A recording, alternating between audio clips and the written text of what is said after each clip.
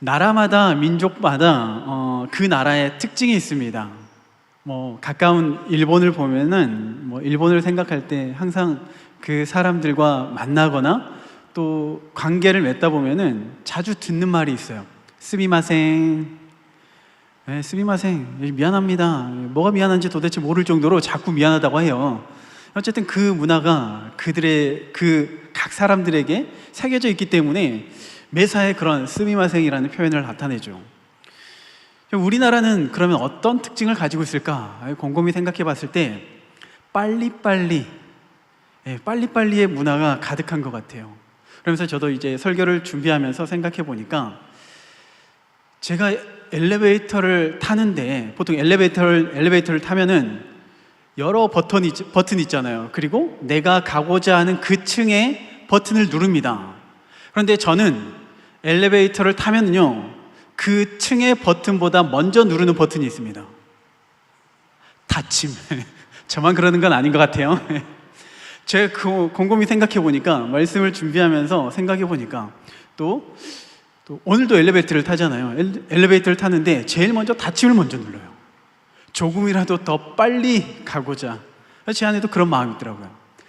그러다 보니까 이제 인터넷에 이제 조사를 해보니까 이런 좀 재밌는 글들이 있더라고요. 한국인을 괴롭히는 방법. 한국인을 괴롭히는 방법에 여러 가지 리스트가 있는데 그 중에 하나는 라면 먹을 때 김치 안 준다. 이런 것도 있고요. 요거트 먹을 때 뚜껑을 핥지 못하게 한다. 이런 게 괴롭히는 게 있고, 또 이제 빨리빨리와 관련해서 한국인을 괴롭힐 수 있는 방법. 인터넷 속도를 엄청 느리게 한다. 어휴, 답답하죠. 벌써 속이 답답해요. 그 다음에 이제 요즘에는 시내버스를 탈 일이 많이 없는데 우리 학생들은 또 시내버스를 타잖아요. 시내버스를 탈 때 이제 완전히 정차하고 난 다음에 자리에서 일어나도록 한다. 이 비슷한 사항으로 비행기를 탈 때 자주 타는 건 아니지만은 비행기가 목적지에 도착했습니다. 그 목적지, 그 해당 나라, 해당 국가 공항에 도착하는데, 공항에 도착하면은 그래도 이제 랜딩하고 멈추기까지는 시간이 걸리잖아요. 그런데 이제 시끌벅적해요. 보니까 대부분의 한국 사람들은 벌써 이미 짐을 다 들고 멈출 때를 기다리고 있는 거예요. 그리고 비행기가 멈추고 나면은 바로 곧장 튀어나가는 사람은 대부분이 한국 사람이라는 거죠. 이만큼 급해요. 또 하나가 아까 저처럼 이제 엘리베이터에 문 닫힘 버튼을 누르지 못하게 한다. 이것도 한국인을 괴롭히는 특징 중에 하나고, 또 한 가지, 자판기 커피를 아마 마셔보신 분들은 아실 거예요. 자판기 커피를 마실 때 동전을 넣죠. 동전을 넣고 커피를 누릅니다. 커피를 누르면 이제 그 속에서 컵이 먼저 내려오고 커피가 쭈르륵 내려옵니다. 그런데 한국 사람의 특징은 뭡니까? 이미 손은 컵을 붙잡고 있어요. 이미 손은 빨간불이 여전히 켜져 있는데도 불구하고 이렇게 우리나라의 특징을 재미있게 표현한 내용들이 있는데, 이 특징, 빨리빨리의 특징이 우리나라를 설명할 수 있는 전부는 아니죠. 틀린 표현은 아니지만은. 자, 그러면 오늘 우리가 관심 있는 것은 바로 이스라엘은 어떠한 민족일까? 바로 이 부분이거든요. 이스라엘 백성들은 어떠한 민족일까? 일단 하나님께서 이 민족, 그 이스라엘 민족에 대해서 목이 곧은 백성이라고 이야기를 하십니다. 왜 목이 곧은 백성인가? 목이 곧은 백성, 한마디로 고집불통이라는 거죠. 말을 징하게 안 듣는다는 거죠. 하나님의 말씀하면은 그 말씀을 거부하고 자신의 뜻대로, 자신이 생각하는 대로 그 일이 옳다고 생각하면서 하나님을 거부합니다. 그래서 목이 곧은 백성이라고 이렇게 말씀하세요. 그러면은 하나님께서 처음부터 그 이스라엘 백성들을 택하셨을 때, 아브라함을 통하여서 그 민족, 이스라엘이라는 민족을 만드셨을 때 처음부터 그 목적으로 니들은 앞으로 목이 곧은 백성이 될 거야, 이러한 마음으로 하나님께서 만드시진 않았을 거란 말이죠. 어쩌다 보니까 목이 곧은 백성이 된 거죠. 자, 우리 부모님들도 자녀를 향한 소망이 있습니다. 우리 자녀들, 우리 유스 합창단이 또 있는데 우리 자녀들을 향한 그 소망, 건강하게 자라고 믿음으로 굳건하게 자라나가고 또 이왕이면 돈도 많이 벌고 뭐 여러한 목적을 가지고 있지만은 그런데 그것은 기본적으로 부모님과의 관계 안에서 건강한 관계가 우선적으로 되어지고 난 이후에 요구되는 욕심인 거죠. 가장 바라는 것은 함께 사랑의 교제를 나누는 거예요. 함께 교제하면서 아직 공감을 못하는 것 같은데 함께 교제하면서 함께 사랑을 나누면서 함께 위로하면서 함께 신앙으로 나아가는 것. 궁극적으로는 부모님의 마음이 이래요. 바로 사랑의 관계를 원하는 거죠. 하나님께서도 마찬가지입니다. 하나님께서도 이스라엘을 택하셨을 때 이러한 사랑의 관계가 되기를 원하셨어요. 그런데 문제는 그 사랑의 관계가 되기 위해서는 계속해서 교제를 해야 되는데 교제를 할 수가 없죠. 아담의 죄로 인하여서 더 이상 그 관계를 맺을 수가 없습니다. 그래서 하나님께서 이제 아담의 죄로 인하여서 관계가 끊어져 버렸지만은 다시 한번 회복할 수 있는 기회를 주시죠. 그게 바로 제사예요. 하나님께 드리는 예배입니다. 이 제사를 통하여서 다시 하나님께로 나아갈 수가 있는 거예요. 다시 하나님의 음성을 들을 수가 있는 거죠. 다시 그 하나님의 사랑을 누릴 수가 있는 겁니다. 그 제사를 통해서 하나님의 복을 누리게 되는 겁니다. 이것을 엿볼 수 있는 그 장면이 있는데 하나님께서 처음부터 그것을 원하셨다는 것을 볼 수 있는 장면이 출애굽의 과정에 나와요. 하나님께서 아브람을 택하시고 그로 인하여서 큰 민족을 만드시겠다고 약속하시죠. 그리고 그 과정 중에서 애굽에서 400년 동안 노예 생활을 하게 됩니다. 그리고 이제 때가 되어서 본격적인 출애굽의 작전이 시작되었습니다. 출애굽의 작전. 하나님께서는 모세를 세우시고 모세를 애굽의 왕에게 보냅니다. 애굽의 왕에게 보내서 이제 어떻게 하면은 이 백성으로 구원할 수 있을지 그 작전을 이제 하달하시죠. 그런데 우리가 생각하기에는 조금 엉뚱한 내용을 모세에게 요구해요. 모세에게 이야기를 하는데 출애굽기 3장 18절에요.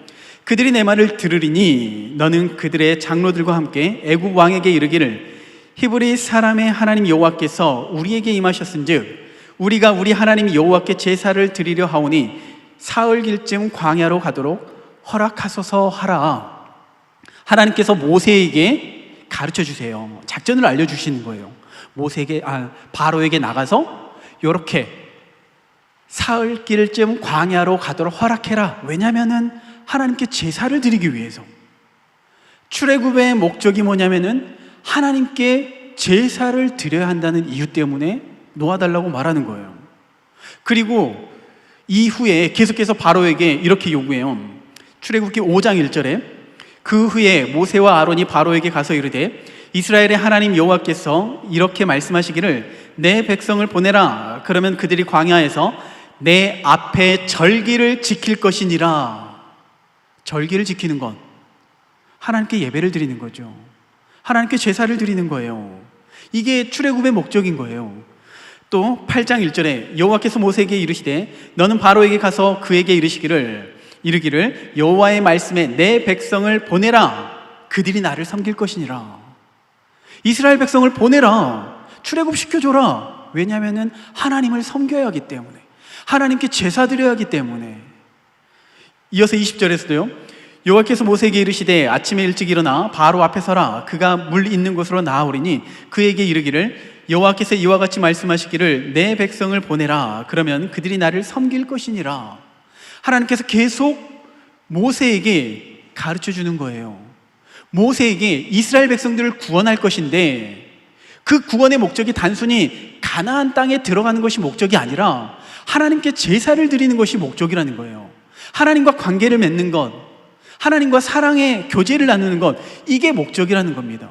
그런데 그 목적이 이루어지게 되면은요, 그 하나님과의 관계가 바르게 형성이 되면은 그 가나안 땅, 젖과 꿀이 흐르는 가나안 땅에서 복을 누리는 거죠. 그런데 반대로 그 가나안 땅, 젖과 꿀이 흐르는 가나안 땅이라 할지라도 하나님과의 관계가 좋지 않잖아요. 그러면은 결국에는 이방 민족에 의해서 괴롭힘을 당합니다. 자신들이 수고했던 소산을 자신들이 누리지 못해요. 이방에게 빼앗겨 버리는 거예요. 하나님과의 관계가 좋을 때 복을 누리는 겁니다. 하나님께서 원하시는 관계가 바로 이러한 관계인 거예요. 우리가 복을 받기를 원하는데 그 복이 무엇으로부터 오냐? 하나님과의 관계로부터 오는 거예요. 그 관계가 제사를 통하여서, 예배를 통하여서 회복되어지는 거죠. 사실 이 하나님과의 관계가 좋아야지 우리가 복을 누린다, 이게 우리 일상에서도 많이 경험할 수 있거든요. 부부싸움 하고 나면은 그 다음날 반찬이 어떤가요? 그 반찬이 결코 좋지는 않을 겁니다. 저는 잘 모르겠습니다. 부부싸움을 안 해봐가지고. 관계가 틀어지면은요, 내가 누릴 수 있는 것도 제한적이라는 거예요. 그런데 이스라엘 백성들이 하나님과의 관계가 이렇게 멀어진 거죠. 그런데 어쩌다 이렇게 멀어졌을까? 어쩌다 틀어졌을까? 이스라엘 백성들은 깨닫지 못했어요. 우리는 여전히 하나님께 제사를 드리거든요. 예배를 드리거든요. 우리가 생각했을 때는, 이스라엘 백성들이 생각했을 때는 나는 하나님과 관계가 좋다고 생각해요. 왜냐하면 계속해서 제사를 드리기 때문에. 그런데 하나님께서는 그렇게 생각하지 않으시던 겁니다. 이사야 1장 11절에서 13절 말씀을 제가 읽겠습니다. 여호와께서 말씀하시되 너희의 무수한 재물이 내게 무엇이 유익하뇨? 나는 순양의 번제와 살찐 짐승의 기름에 배불렀고 나는 수송아지나 어린 양이나 순년소의 피를 기뻐하지 아니하노라. 너희가 내 앞에 보이러 오니 이것을 누가 너희에게 요구하였느냐? 내 마당만 밟을 뿐이니라. 헛된 재물을 다시 가져오지 말라. 분향은 내가 가증히 여기는 바요, 월삭과 안식일과 대회로 모이는 것도 그러하니 성회와 아울러 악을 행하는 것을 내가 견디지 못하겠노라. 자, 이스라엘 백성들은 여전히 하나님께 제사를 드립니다.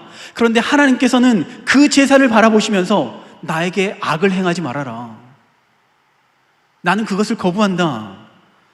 하나님은 전혀 우리와 좋은 관계가 되어지지 않는 거죠. 우리의 생각과는 다르다는 거죠. 어쩌면 우리도 이럴 수도 있는 것 같아요. 우리는 여전히 하나님께 제사를 드립니다. 예배를 드립니다. 많은 예배를 드리죠. 그런데 그 예배가 우리가 생각했을 때는 하나님께서 기뻐하실 것 같은데 어쩌면 하나님께서는 기뻐하시지 않을 수도 있다는 거죠. 그러면은 문제가 무엇일까? 그 원인이 무엇이 있을까요? 그래서 시편 기자가 오늘 본문에서 이렇게 이야기를 합니다. 예배를 드려야 되는데, 하나님께 제사를 드려야 되는데 어떻게 드려야 되는가? 우리 시편 23편, 시편 50편 23절 본문 말씀 우리 함께 읽겠습니다. 시작. 감사로 제사를 드리는 자가 나를 영화롭게 하나니 그의 행위를 옳게 하는 자에게 내가 하나님의 구원을 보이리라. 제사를 드리는데 어떻게 드려야 된다고요? 감사함으로 드려야 되는 거예요. 감사함으로 제사를 드려야 되는 거예요. 그러면 우리가 제사를 드릴 때 무엇에 대해서 감사를 해야 되는가? 무엇에 대해서 감사? 보통 우리 자녀들은 부모에 대해서 언제 감사를 하냐면요, 뭐니 해도 뭐니로 나를 충족해 줄 때 그때 정말 감사하죠. 용돈 주고 핸드폰 사주고 옷 사주고 좋은 신발 사주고 이러면 정말 좋아요.